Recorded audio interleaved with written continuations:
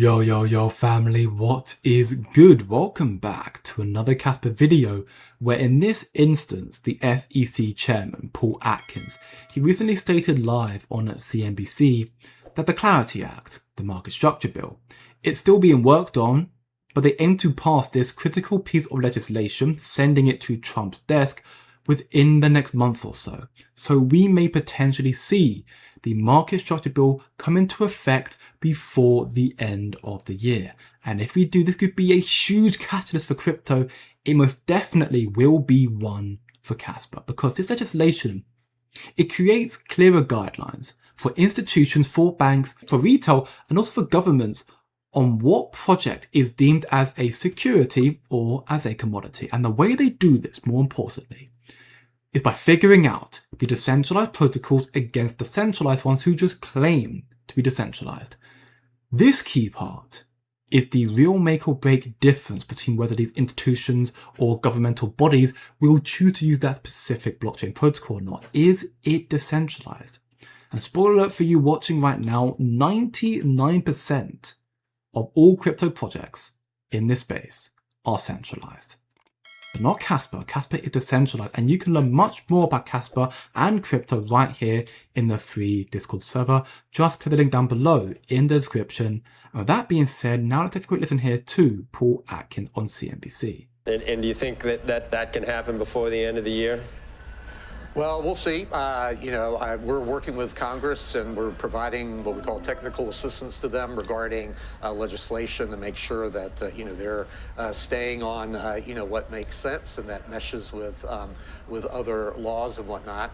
And we'll see. I can't prognosticate that, but we have enough authority to drive forward. I'm looking forward to having an innovation exemption that we've been talking about now. We'll be able to get that out in a month or so is what I'm hoping. We were impeded a bit by the government shutdown. Obviously, we couldn't work on things during that time, but we're on track, and we will be able to forge forward with the crypto area and make sure that we are able to embrace this new area of innovation that for too long the United States basically is just pushed back against. The regulatory uncertainty is the single biggest roadblock preventing institutional adoption and, by extension, the trillions of dollars of institutional capital and inflows from coming into crypto.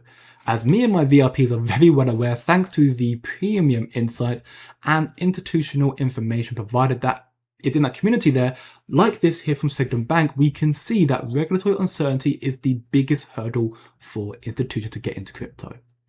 And because of this knowledge, it means that we are better aware of the market trends and the catalyst to look out for, what we need to take note of. That's why we have been ahead of the game. The developments from the OCC, the SEC, the CFTC, these regulatory agencies, they are important. They're great in that regard.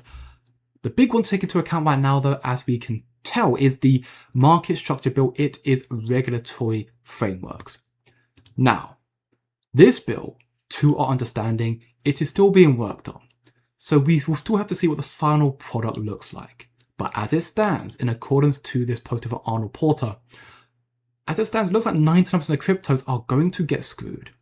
As we can see here, the Act provides a process by which an issuer or a decentralized governance system can certify that a blockchain system is mature, and thus the investment contract asset is no longer subject to regulations as a security. So it's a new way to show that digital money systems or blockchains, they are safe and stable enough to fall under the jurisdiction of the CFTC, being a commodity, and if they're not, they are security, therefore falling under the jurisdiction of the SEC.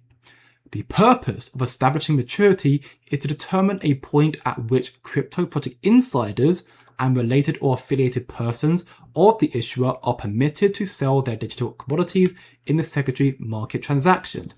Long and short of it is, are you allowed to sell shares of your own crypto, of your own assets, without it being deemed as a scam and you dumping on your asset? Now, listen up, because this is the really, really important part. To qualify as mature, therefore to be perceived as a commodity, to qualify as mature, the blockchain system must, 1, be functional for executing transactions, assessing services, or participating in the transaction validation of the centralized governance process. 2. Be composed of open source code. 3. Operate upon pre-established transparent rules. And 4. Not be subject to the control of a single person or group, including by holding 20% or more of the tokens. So, if you hold over 20% of the total supply, you are automatically perceived as a security and therefore under the CFTC. Now, I encourage you to take a look at the tokenomics of your favorite projects. XRP, Ethereum, Solana. Actually, no, screw that. Take a look at 99% of crypto projects in this space. Look at the tokenomics and you will realize they would register as a security. They have more than 20% of the total supply, and this is a very bad thing. Being a security scares away investors from retail and institutions. The SEC will restrict their access to the financial markets, if not completely shutting them down, and this is part of the reason why 99% of cryptos will inevitably end up going to zero. But then, we look at Casper right here, currently up 1.04% of the daily time frame, valued at 5.2 cents, very, very undervalued, but Casper is a fair launch proof of work, no pre-allocation to the miners or developers, no VC backing, it is open source, truly decentralized while being secure and scalable. Casper fits the criteria. The Clarity Act is going to open the floodgates massively, boosting institutional sentiment and investment into crypto, but especially Casper being the brightest shining star in this space for that matter. Of course, again, it's not completely out of this policy. We'll have to see what changes are made in the coming weeks. But additionally, to take note of, this is just the frameworks and regulations in the United States. It's not all over the world. Every different nation seems to have their own different version of the regulation, and this is a growing issue right now.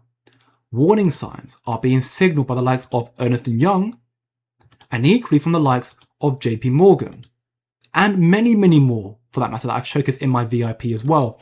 There's a crisis that is unfolding which has forced businesses to prioritize resilience over efficiency, to stop taking the risk in the goal of growth and just play it safe. And the solution to this requires a truly decentralized payment and settlement layer with verifiable asset protocols, so like Bitcoin compliant stablecoins or Casper, which can actually scale to real world use cases.